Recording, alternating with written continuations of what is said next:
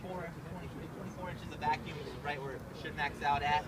And just simulates if there's product in the hose, that would be full of water. And as soon as you stop the pump, this ball seats, so it holds all the product in your hose. So when you start it back up again, you don't have to wait for that time to prime. And when you're done with it, to release that product in your hose, you just do your drain valve, open it up, and then you lose your prime and it goes back in there.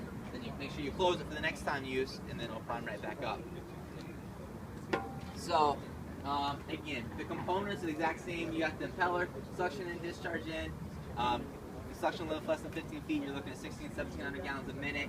Your oil bath mechanical seal is filled with oil that allows indefinite dry running.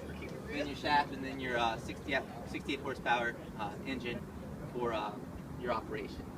One thing I recommend doing, just you guys know with your home, get a little bit longer hose for you, so you can drop it back into your suction location, so you don't have sewage leaking off of the place, because that compressor is going to leak off on you. And troubleshooting, I went over with you guys in your classrooms, in the parking lot segment, so I'm not going to go over that. But if there's anything that you guys have encountered out in the field that you have questions on, I'll be able to answer. But again, same operation, same pump, but now that you're upsizing your suction and discharge line, you got more flow. And using that gravity calculation in the class, if you have an emergency situation, it's going to help you tell you that this pump will be able to keep up with that gravity line. And if there's a cases where you're in a jam and it's more flow, if you have a bigger pump, or you could use this pump and also use your 6-inch pump and use both pumps at the same time. So it gives you a lot more tools to respond to situations quicker, or use this in a planned situation.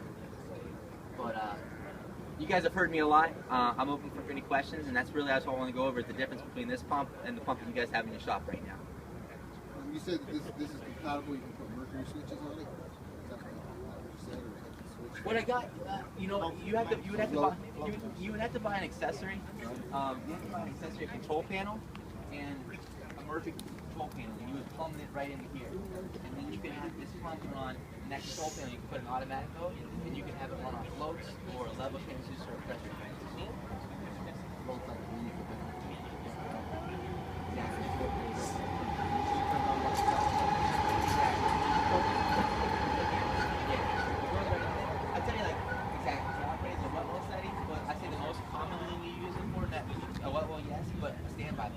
So if you're using a manhole, if something happens, mechanical failure, or your flows are greater than one pump to keep up with, the water level will rise, and then that standby pump will come out of that.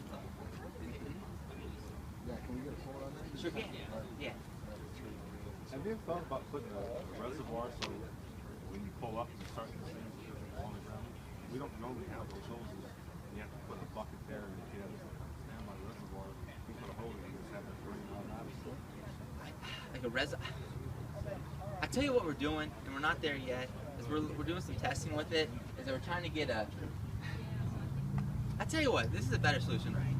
I don't have a reservoir, but what we have is this top hat right here. It's constantly priming, and it's a small accessory you can add to the pump, and you pretty much swap this out, and you hook the venturi up to it, and we call it a 3-way priming valve, and it has 2 positions, prime and no prime. So you would put that position in the prime. As soon as the product was here, you would close it, and then it wouldn't leak off anymore because it isolate the compressor. I don't have no reservoir. No, that actually would be better, because with the EPA deal, they came out one time and they said, oh, what's this? You got sewage running on the ground. That's not acceptable. Right. And, in our rental fleet, for our bypasses that we do out, what we do is we get this hose, and not to say that there's not a better way to do it, but we extend the link to your suction location. But also, I can give you a quote on that too. But it's just a small accessory. You change out this top hat, and it's a compressor isolation valve. So when it's fully primed, you shut it off, and it keeps on pumping.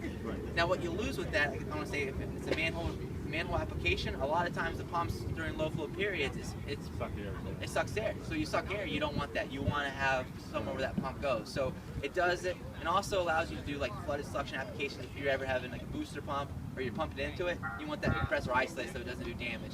But in a manhole application, you can't isolate it. But again, what we're doing, I don't have a reservoir. We put the hose back into the suction location, and we're working on it in our testing, but we're trying to get a moisture sensor. And again, this is where we're going down in the future. I don't have it right now. But what our engineers are trying to do is to get a moisture sensor in here, and it has like a solenoid valve, and as soon as it detects moisture, it isolates the pressure automatically. And then as soon as you lose that moisture, it loses prime, it will prime again. But we're not there yet. But we're looking at ways we can combat that. But right now, the best way to do it is that three-way priming valve is a manhole application. You know, I don't even recommend a bucket. I recommend the easier solution is get a longer hose and dump it back into your suction location.